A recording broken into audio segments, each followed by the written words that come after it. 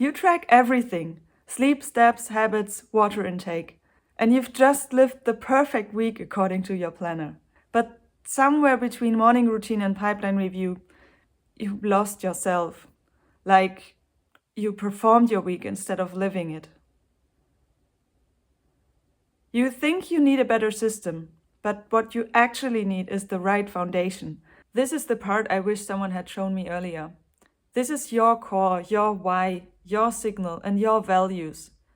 And your goals are the blocks in different sizes for the different life areas: work, health, relationships, and creative projects.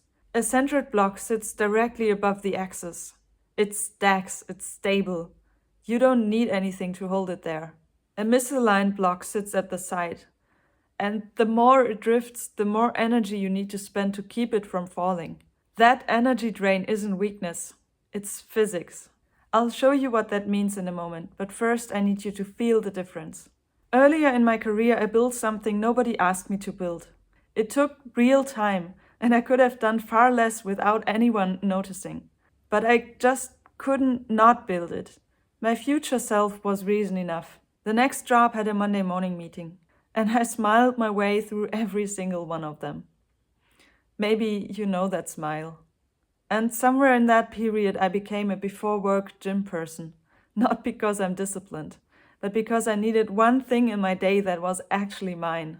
The gym was a good thing, but it was serving a bad purpose.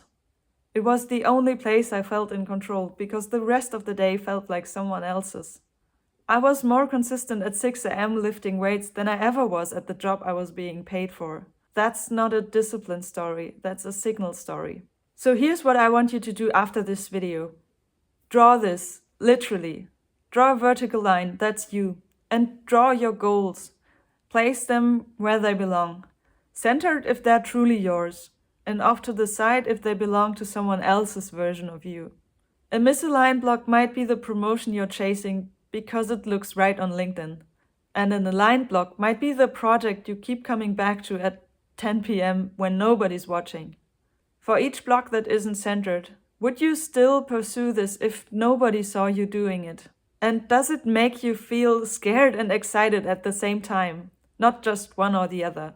If the answer to those two questions is no, then this block isn't yours. And no system will make you consistent at something that was never yours to begin with. Becoming dangerously consistent doesn't start with a better habit.